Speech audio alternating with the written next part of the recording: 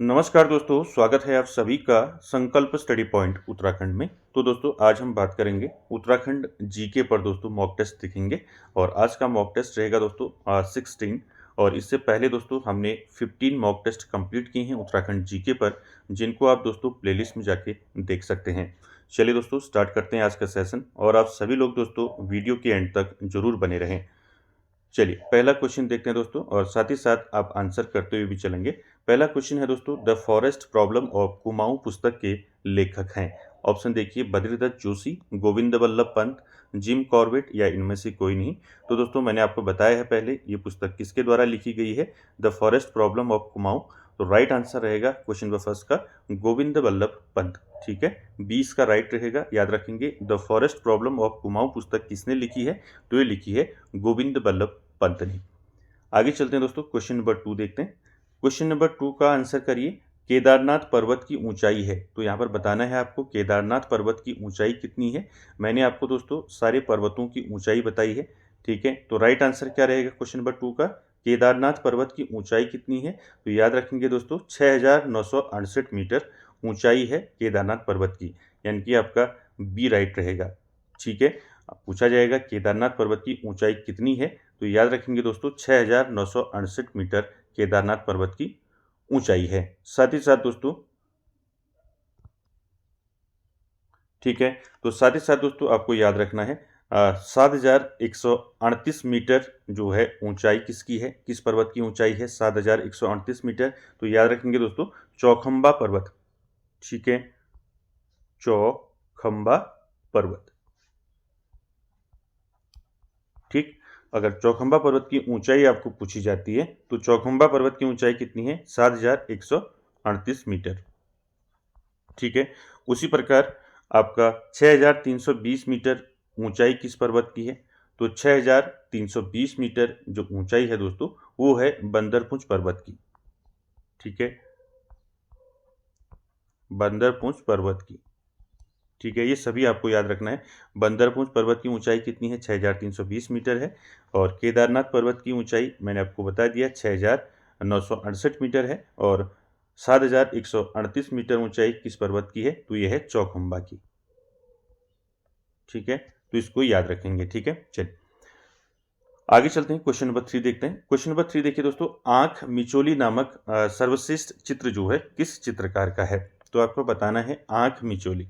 ठीक है, ये मैंने आपको कई बार बताया है, आंख मिचोली नामक सर्वश्रेष्ठ चित्र जो है किस चित्रकार का है।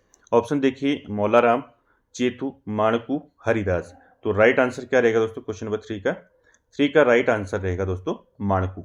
ठीक है, सी राइट रहेगा। आंख मिचौली जो चित्र है दोस्तों ये किसका है, तो ये माणकू का है, याद रखेंगे। और साथ ही साथ दोस्तों आंख मिचौली के साथ आपको एक चित्र और याद रखना है माणकू का, तो याद रखेंगे दोस्तों गीत गोविंद चित्र। ठीक है, गीत गोविंद।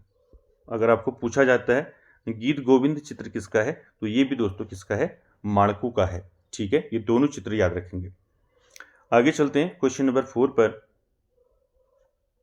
क्वेश्चन नंबर 4 है दोस्तों, मुकुंदीलाल संग्रहालय कहाँ स्थित है। तो आपको बताना है उत्तराखंड में मुकुंदीलाल संग्रहालय जो है कहाँ स्थित है। ठीक है, ऑप्शन देखिए, श्रीनगर, टिहरी, कोटद्वार, देहरादून। तो राइट आंसर क्या रहेगा दोस्तों क्वेश्चन नंबर 4 का, मुकुंदीलाल संग्रहालय कहाँ स्थित है। तो मुकुंदीलाल, बैरिस्टर मुकुंदीलाल जो संग्रहालय है दोस्तों ये आपका कहाँ पड़ता है, ये पड़ता है कोटद्वार में। ठीक है, तो सी इसका राइट रहेगा। याद रखेंगे मुकुंदीलाल संग्रहालय कहाँ स्थित है, तो ये कोटद्वार में स्थित है। अगर आपको पूछा जाता है कि मौलाराम संग्रहालय कहाँ है, ठीक है, कौन सा, मौलाराम। ठीक है, मौलाराम संग्रहालय ये कहाँ है, तो मौलाराम संग्रहालय है आपका श्रीनगर में। कहाँ है, श्रीनगर। ठीक है, ये याद रखेंगे, मौलाराम संग्रहालय कहाँ है, श्रीनगर में है। मुकुंदीलाल संग्रहालय कहाँ है, ये कोटद्वार में है। ठीक है, चलिए आगे चलते हैं क्वेश्चन नंबर 5 पर। क्वेश्चन नंबर 5 है दोस्तों, निम्नलिखित में से कौन सा हिमनद ग्लेशियर पूछा है उत्तरकाशी जनपद में नहीं है। याद रखेंगे कौन सा ग्लेशियर जो है उत्तरकाशी जनपद में नहीं है, ये बताना है। पहला देखिए, डोरियानी, रालम, रक्तावन और चतुरंगी। तो इनमें से कौन सा जो ग्लेशियर है दोस्तों उत्तरकाशी जनपद में नहीं है, ये बताना है। तो राइट आंसर रहेगा क्वेश्चन नंबर 5 का। देखिए डोरियानी ग्लेशियर आपका उत्तरकाशी में है, रक्तावन ग्लेशियर भी आपका उत्तरकाशी में है, और चतुरंगी हिमनद भी आपका कहाँ है, उत्तरकाशी में है। रालम ग्लेशियर दोस्तों ये उत्तरकाशी जनपद में नहीं पड़ता है। ये रालम जो ग्लेशियर है दोस्तों ये कहाँ पड़ता है आपका, पिथौरागढ़ में। ठीक है, कहाँ पड़ता है, पिथौरागढ़ में पड़ता है। ठीक है, चलिए आगे चलते हैं क्वेश्चन नंबर 6 पर। क्वेश्चन नंबर 6 है दोस्तों, राज्य में सबसे कम एसटी जनसंख्या निवास करती है, यानी कि राज्य में सबसे कम अनुसूचित जनजाति यानी कि आपका शेड्यूल्ड ट्राइब जो है निवास करती है। ऑप्शन देखिए, टिहरी, रुद्रप्रयाग, देहरादून, चमोली। तो क्या रहेगा राइट आंसर इसका दोस्तों?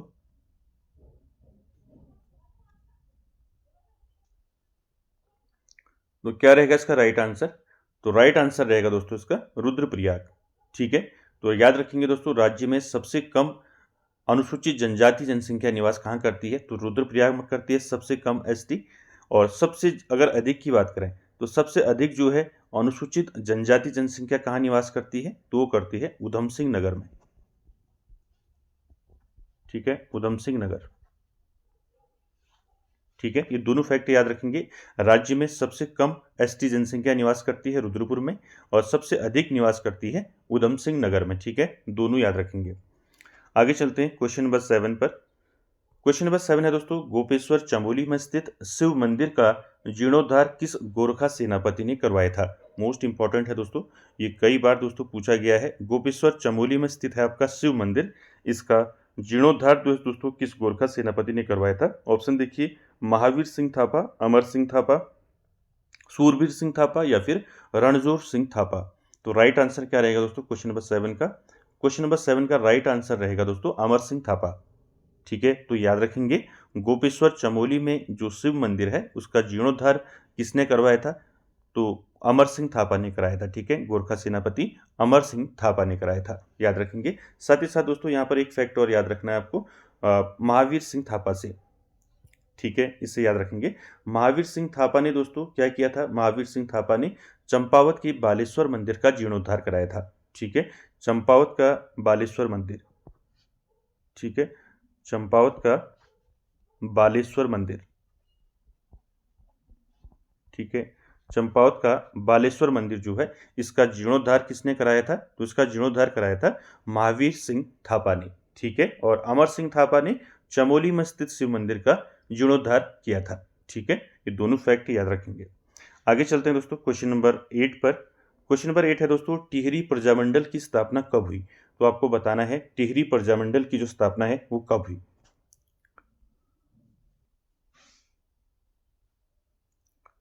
तो राइट आंसर क्या रहेगा? टिहरी प्रजामंडल की स्थापना कब हुई? तो 8 का राइट आंसर रहेगा दोस्तों 23 जनवरी 1939 को दोस्तों टिहरी प्रजामंडल की स्थापना हुई। तो इसका राइट आंसर क्या रहेगा? 20 का राइट आंसर रहेगा। ठीक है, साथ ही साथ दोस्तों याद रखेंगे, टिहरी प्रजामंडल की स्थापना जो है 23 जनवरी 1939 को कहाँ हुई, आपको पूछा जा सकता है। तो टिहरी प्रजामंडल की स्थापना कहाँ हुई? तो ये हुई दोस्तों देहरादून में। ठीक है, देहरादून में इसकी स्थापना हुई 23 जनवरी 1939 को। ठीक है, याद रखेंगे। आगे चलते हैं दोस्तों क्वेश्चन नंबर 9 पर। क्वेश्चन नंबर 9 देखिए, स्वामी विचारानंद ने अभय पत्रिका का संपादन कब किया? तो यहां से आपके क्वेश्चन दोस्तों, दो क्वेश्चन यहां से बनेंगे। पहला, अभय पत्रिका का संपादन किसने किया? तो अभय पत्रिका का संपादन किया स्वामी विचारानंद ने। ठीक है, कब किया पूछा है दोस्तों, तो राइट आंसर क्या रहेगा 9 का? स्वामी विचारानंद ने अभय पत्रिका का संपादन कब किया? तो राइट आंसर रहेगा दोस्तों 1922 को किया, यानी कि 1922 में अभय पत्रिका का संपादन किया स्वामी विचारानंद ने। ठीक है, तो इसका राइट आंसर 9 का बी रहेगा। ठीक है, आगे चलते हैं क्वेश्चन नंबर 10 पर। क्वेश्चन नंबर 10 है दोस्तों, थारू, बोक्सा आदि जनजातियों को अनुसूचित जनजाति यानी कि शेड्यूल्ड ट्राइब का दर्जा जो है किस वर्ष दिया गया था? तो दोस्तों मैंने आपको अच्छे से बताया था कि जो अनुसूचित जनजाति का जो दर्जा है कब दिया गया था इन जातियों को, अच्छे से डिटेल में मैंने आपको बताया था। तो राइट आंसर क्या रहेगा 10 का? 10 का राइट आंसर रहेगा 1967। ठीक है, तो सी इसका राइट रहेगा। 1967 में दोस्तों अनुसूचित जनजाति का दर्जा दिया गया था थारू, बोक्सा आदि जनजातियों को। ठीक है, याद रखेंगे इसको। आगे चलते हैं दोस्तों, क्वेश्चन नंबर 11 देखिए। क्वेश्चन नंबर 11 है दोस्तों, रुड़की आईआईटी पर डाक टिकट कब जारी किया गया था। मोस्ट इंपॉर्टेंट है दोस्तों, रुड़की आईआईटी पर जो है डाक टिकट कब जारी किया गया था। ऑप्शन देखिए 2000, 1997, 2001, 2002। तो राइट आंसर क्या रहेगा दोस्तों क्वेश्चन नंबर 11 का, रुड़की आईआईटी पर डाक टिकट कब जारी किया गया था। तो 11 का राइट आंसर रहेगा दोस्तों 1997। ठीक है, याद रखेंगे दोस्तों, मोस्ट इंपॉर्टेंट है। 1997 में रुड़की आईआईटी पर जो है डाक टिकट जारी किया गया था। तो ये डाक टिकट से भी क्वेश्चन पूछे जाते हैं दोस्तों। ठीक है, याद रखेंगे, रुड़की आईआईटी पर डाक टिकट कब जारी किया गया था, 1997 में। ठीक है, वहीं आप याद रखेंगे दोस्तों 2000 में, याद रखेंगे 2000 में क्या हुआ, 2000 में देहरादून रेलवे पर डाक टिकट जारी हुआ था। ठीक है, 2000 में क्या हुआ, देहरादून, ठीक है, देहरादून रेलवे पर डाक टिकट जारी हुआ। ठीक है, देहरादून रेलवे पर डाक टिकट कब जारी हुआ, तो ये 2000 ईस्वी में हुआ। ठीक है, याद रखेंगे। उसके साथ ही साथ दोस्तों 2001 में, याद रखेंगे 2001 में जो डाक टिकट जारी हुआ वो हुआ केदारनाथ धाम पर। ठीक है, यानी कि केदारनाथ धाम पर डाक टिकट कब जारी हुआ, केदारनाथ धाम। ठीक है, केदारनाथ धाम पर डाक टिकट कब जारी हुआ, तो ये हुआ 2001 में। ठीक है, और 2002 में जो है दोस्तों, 2002 में याद रखेंगे 2002 में गुरुकुल कांगड़ी को जो है दोस्तों इस पर डाक टिकट जारी हुआ था, गुरुकुल कांगड़ी पर। ठीक है, तो ये सारे आपको याद रखने हैं। रुड़की आईआईटी पर डाक टिकट जारी हुआ 1997 में। ठीक है, और 2000 में देहरादून रेलवे पर डाक टिकट जारी हुआ, 2001 में केदारनाथ पर डाक टिकट जारी हुआ, और 2002 में जो है गुरुकुल कांगड़ी पर डाक टिकट जारी हुआ। तो ये डाक टिकट से संबंधित दोस्तों याद रखेंगे इनको। चलिए आगे चलते हैं दोस्तों क्वेश्चन नंबर 12 पर। क्वेश्चन नंबर 12 है दोस्तों, उत्तराखंड का पहला एरोमा पार्क जो है खोला गया है। कहाँ खोला गया है, उत्तराखंड का पहला पहला एरोमा पार्क कहाँ खोला गया है, ये क्वेश्चन मैंने आपको बता रखा है पहले भी। तो राइट आंसर क्या रहेगा इसका 12 का, देहरादून, पंतनगर, हरिद्वार, उधम सिंह नगर। तो 12 का राइट आंसर रहेगा दोस्तों काशीपुर उधम सिंह नगर। ठीक है, याद रखेंगे काशीपुर उधम सिंह नगर में दोस्तों पहला, उत्तराखंड का पहला एरोमा पार्क खोला गया। ठीक है, डी इसका राइट रहेगा 12 का। आगे चलते हैं दोस्तों, क्वेश्चन नंबर 13 की बात करें तो क्वेश्चन नंबर 13 है, श्रीयंत टापू श्रीनगर कांड जो है कब घटित हुआ। तो मैंने बताया था दोस्तों आपको कि जो श्रीयंत टापू कांड है इसमें कौन कौन शहीद हुए थे और ये कांड कब हुआ था, इसके बारे में मैंने आपको डिटेल में बताया था। तो राइट आंसर क्या रहेगा, कब घटित हुआ श्रीयंत टापू श्रीनगर कांड जो है। तो राइट आंसर 13 का क्या रहेगा, 10 नवंबर 1995। ठीक है, तो 13 का राइट आंसर रहेगा दोस्तों बी। ठीक है, याद रखेंगे श्रीयंत टापू कांड कब हुआ था, 10 नवंबर 1995 में हुआ था दोस्तों, याद रखेंगे इसको। और इसमें जो है दोस्तों श्रीयंत टापू कांड में जो शहीद हुए थे, यहाँ से दोस्तों क्वेश्चन पूछा जाता है। ठीक है, आपको सीधे पूछ लिया जाता है कि श्रीयंत टापू कांड में कौन शहीद हुए थे, या सीधे आपको नाम से पूछा जा सकता है। जैसे आपका यशोधर बैंजवाल नाम आपने सुना होगा, यशोधर बैंजवाल और राजेश रावत। ठीक है, ये दो नाम आप जरूर याद रखेंगे। ठीक है, यशोधर यशोधर बैंजवाल। ठीक है, यशोधर बैंजवाल और राजेश रावत। ठीक है, राजेश रावत। ठीक है, ये दो व्यक्ति जो है दोस्तों श्रीयंत टापू कांड में शहीद हुए थे। इनके नाम आप याद रखेंगे, यशोधर बैंजवाल और राजेश रावत। ठीक है, और कब हुआ था श्रीयंत टापू कांड, 10 नवंबर 1995 को। क्लियर है, चलिए आगे चलते हैं। क्वेश्चन नंबर 14 देखिए दोस्तों, क्वेश्चन नंबर 14 है, कुमाऊं का पहला बाल थाना कहां खोला गया था। तो आपको बताना है कुमाऊं का पहला बाल थाना कहां खोला गया। ऑप्शन देखिए दोस्तों, काशीपुर, रुद्रपुर, अल्मोड़ा, देहरादून। तो राइट आंसर क्या रहेगा इसका, कुमाऊं का पूछा है, न कि उत्तराखंड का। ठीक है, ये दो क्वेश्चन यहाँ पर याद रखेंगे। उत्तराखंड का पहला बाल थाना कहाँ खोला गया और कुमाऊं का पहला बाल थाना कहाँ खोला गया। ठीक है, इसको दोनों को याद रखेंगे। क्वेश्चन है हमारा कुमाऊं का पहला बाल थाना कहाँ खोला गया, तो राइट आंसर रहेगा 14 का रुद्रपुर। ठीक है,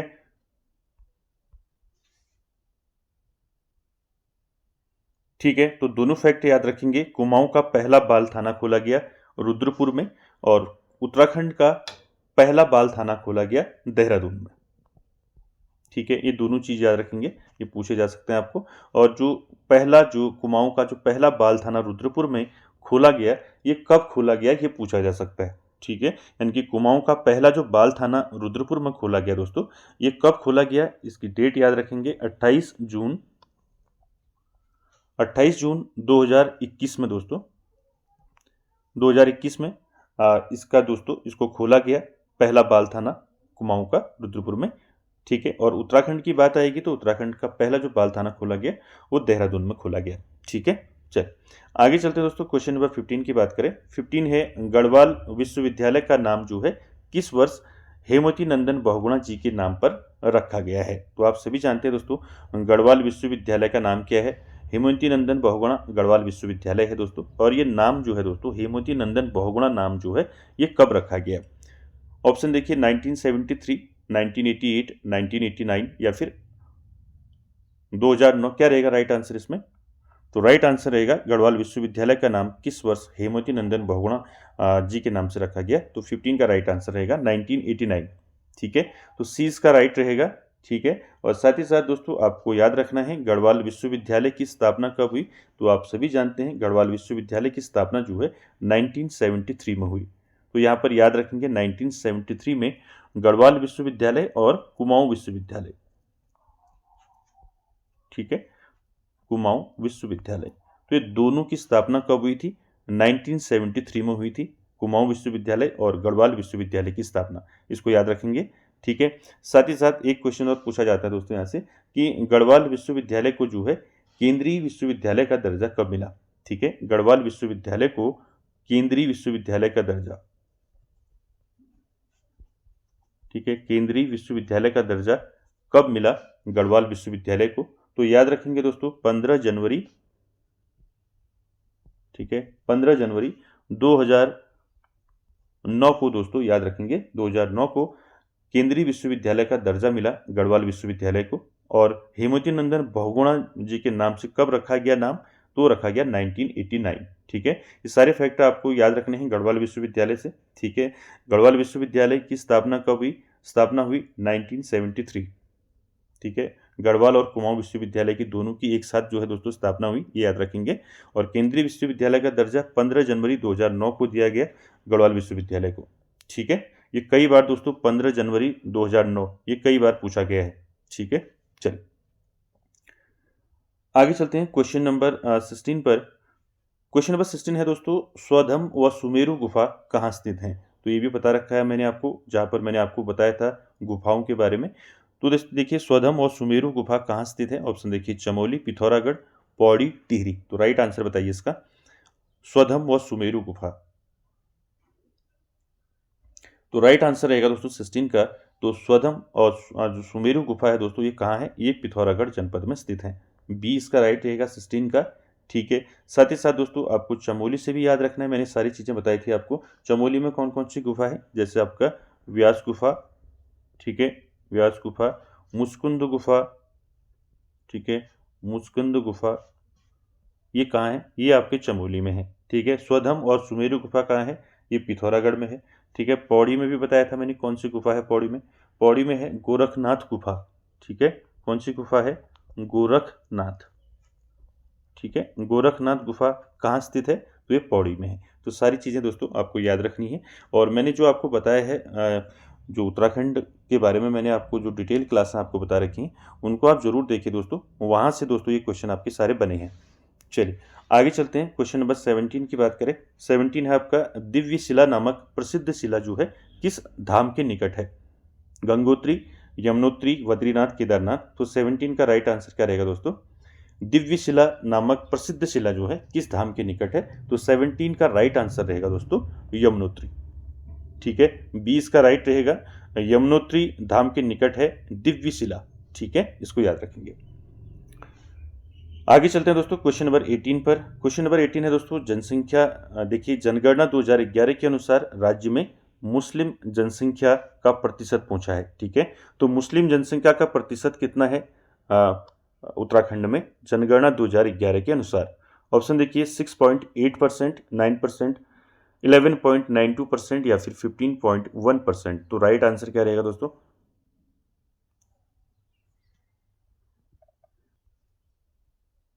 तो 18 का राइट आंसर रहेगा दोस्तों 11.92%। ठीक है, इंपॉर्टेंट है दोस्तों, यहाँ से पूछा जाता है। 2000 जनगणना 2011 के बारे में मैंने आपको सारे फैक्ट बताए हैं जनगणना 2011 के, इनको आप जरूर देखिए दोस्तों, प्लेलिस्ट में आपको मिल जाएगा। ठीक है, तो यहाँ पर देखिए जनगणना 2011 के अनुसार उत्तराखंड राज्य में मुस्लिम जनसंख्या का जो प्रतिशत है वो कितना है? 11.92% है, इसको याद रखेंगे। साथ ही साथ दोस्तों हिंदू जनसंख्या का प्रतिशत कितना है? ठीक है, ये भी पूछा जा सकता है आपको। तो हिंदू जनसंख्या का जो प्रतिशत है वो कितना है राज्य में? तो याद रखेंगे 84.96%, यानी कि लगा के आप मान सकते हैं 85%। ठीक है, 85% जो है जनसंख्या हिंदू जनसंख्या है उत्तराखंड में, और मुस्लिम जनसंख्या है 11.92। ये दोनों चीज याद होगी। उसके बाद आता है दोस्तों ईसाई। ठीक है, ईसाई जनसंख्या का प्रतिशत क्या है उत्तराखंड राज्य में? तो याद रखेंगे दोस्तों 0.32%। ठीक है, ईसाई का। और सबसे कम जो है दोस्तों किसका है जनसंख्या प्रतिशत? तो याद रखेंगे दोस्तों जैन। ठीक है, जैन जो जनसंख्या प्रतिशत है वो सबसे कम है उत्तराखंड में। कितनी है? तो जैन जनसंख्या का प्रतिशत कितना है उत्तराखंड में? जैन जनसंख्या का, तो याद रखेंगे दोस्तों उसको 0.11%। ठीक है, ये सबसे कम जनसंख्या है। ठीक है, जैन जनसंख्या उत्तराखंड में, तो उसको याद रखेंगे। ये पूछा जा सकता है दोस्तों, इसलिए आपको सारे फैक्ट याद रखने हैं। हिंदू जनसंख्या कितनी है? 84.96% है। और मुस्लिम जनसंख्या कितनी है? मुस्लिम जनसंख्या प्रतिशत कितना है? 11.92% है। उसी प्रकार ईसाई का 0.32%, जैन का 0.11%। ये सभी आपको याद रखने हैं, इसमें कोई भी आपको पूछा जा सकता है। ठीक है, चल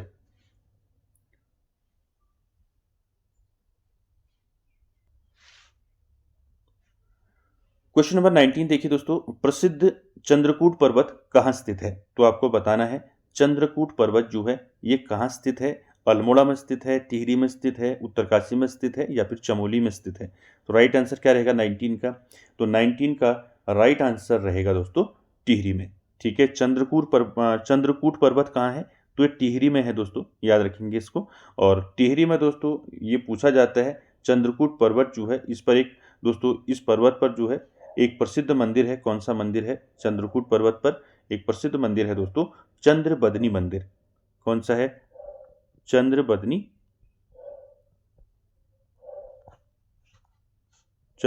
मंदिर। ठीक है, ये किस पर्वत पर है पूछा जा सकता है आपको। चंद्रबदनी मंदिर कहाँ है ये पूछा जा सकता है। तो ये टिहरी में है चंद्रबदनी मंदिर। किस पर्वत पर है? तो ये है चंद्रकूट पर्वत पर। ठीक है, चलिए आगे चलते हैं, क्वेश्चन नंबर 20 देखते हैं। क्वेश्चन नंबर 20 है दोस्तों, ये मैंने आपको कई बार क्वेश्चन बताया है। बाज बहादुर चंद को जो है बहादुर की उपाधि किसने दी थी? तो आपको बताना है बाज बहादुर चंद को जो है बहादुर की उपाधि किसने दी है। ऑप्शन देखिए औरंगजेब, अकबर, शाहजहां, जहांगीर। तो राइट आंसर क्या रहेगा 20 का? बताइए, आंसर कीजिए इसका। मैंने आपको बताया था बाज बहादुर चंद को बहादुर की उपाधि किसने दी थी। तो 20 का राइट आंसर रहेगा शाहजहां ने दी थी दोस्तों। किसने दी थी? शाहजहां ने दी थी। सी राइट रहेगा। साथ ही साथ दोस्तों बाज बहादुर चंद से मैंने आपको सारे फैक्ट बताए थे। बाज बहादुर चंद ने दोस्तों इंपॉर्टेंट फैक्ट याद रखेंगे, इसने कैलाश मानसरोवर यात्रा के लिए जो है गूंठ भूमि दान दी थी। ठीक है, याद रखेंगे बाज बहादुर चंद ने 1673 में, ठीक है 1673 में क्या किया था? कैलाश मानसरोवर, ठीक है कैलाश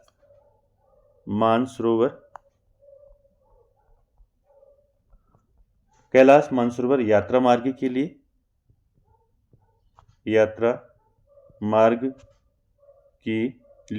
ठीक है यात्रा मार्ग के लिए कौन सी भूमि दी थी? गूंठ भूमि। ये कई बार ये क्वेश्चन पूछा गया है। गूंठ भूमि दान दी थी। ठीक है, कब दी थी? 1673 में। ठीक है, याद रखेंगे, मोस्ट इंपॉर्टेंट है दोस्तों, ये पूछा जाता है कई बार।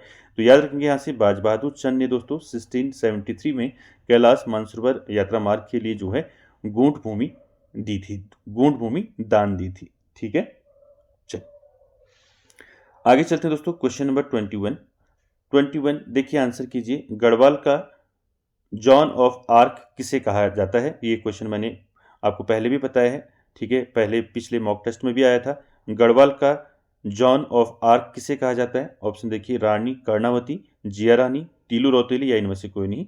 तो 21 का राइट आंसर क्या रहेगा? 21 का राइट आंसर रहेगा टीलू रौतेली, ठीक है, याद रखेंगे। गढ़वाल का जॉन ऑफ आर्क किसको कहा जाता है? टीलू रौतेली को कहा जाता है दोस्तों, ठीक है। साथ ही साथ दोस्तों यहाँ पर याद रखना है, टीलू रौतेली का जन्म कब हुआ था, आपको पूछा जा सकता है, ठीक है। जन्म कब हुआ था टीलू रौतेली का? तो याद रखेंगे 8 अगस्त, ठीक है, 8 अगस्त कब हुआ था? 1661 में, ठीक है। तो याद रखेंगे टीलू रौतेली का जो जन्म हुआ था 8 अगस्त 1661 में जन्म हुआ था टीलू रौतेली का। और यहाँ से एक क्वेश्चन पूछा जाता है दोस्तों, टीलू रौतेली पुरस्कार की शुरुआत कब हुई? ठीक है, याद रखेंगे टीलू रौतेली पुरस्कार की शुरुआत कब से हुई? ठीक है, याद रखेंगे इस पुरस्कार की जो शुरुआत हुई वो हुई 2006 से, ठीक है। 2006 से शुरुआत हुई टीलू रौतेली पुरस्कार की, इसको भी याद रखेंगे। जॉन ऑफ आर्क कहा जाता है टीलू रौतेली को, और जन्म भी याद रखेंगे, ठीक है। चल आगे चलते हैं दोस्तों, क्वेश्चन नंबर 22। क्वेश्चन नंबर 22 है, गोरखा काल में कामी कहा जाता था। ये क्वेश्चन भी मैंने पहले बताया है मॉक टेस्ट में आपको। गोरखा काल में कामी कहा जाता था। ऑप्शन देखिए, शिल्पकार, गुलाम व्यक्ति, सेवानिवृत्त सैनिक या इनमें से कोई नहीं। तो राइट आंसर क्या रहेगा दोस्तों? गोरखा काल में कामी कहा जाता था। तो 22 का राइट आंसर क्या रहेगा? 22 का राइट आंसर रहेगा दोस्तों शिल्पकार, ठीक है।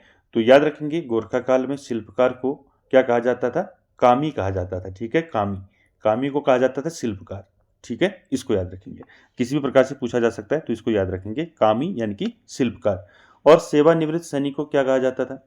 ठीक है, ये याद रखेंगे, सेवानिवृत्त सैनिक को क्या कहा जाता था, या जिसको आप कह सकते हैं, इसमें दो चीज़ें बताई थी मैंने आपको, जागचा और वो बताया था आपको मैंने, याद होगा। तो यहाँ पर याद रखेंगे जो कार्यरत सैनिक है, कार्यरत सैनिक को क्या कहा जाता था? जागचा, ठीक है, याद रखेंगे। और एक और यहाँ पर याद रखेंगे, ब्राह्मण दास को क्या कहा जाता था गोरखा काल में? ब्राह्मण दास को क्या कहा जाता था गोरखा काल में? ब्राह्मण दास को कहा जाता था गोरखा काल में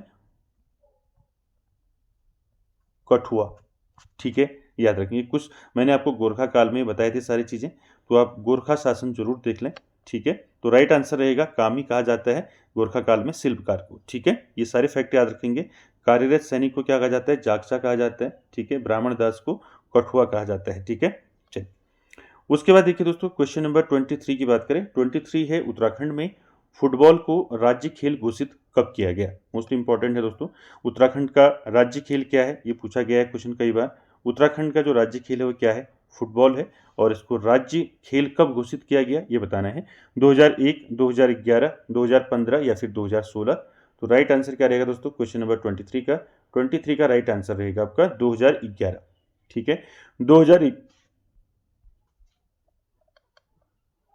है। 2011 में फुटबॉल को राज्य का जो है राज्य खेल घोषित किया गया, इसको याद रखेंगे। साथ ही साथ दोस्तों यहाँ से एक क्वेश्चन और पूछा जाता है, तो उत्तराखंड का जो ढोल है दोस्तों, ढोल को राज्य का वाद्य यंत्र कब घोषित किया गया?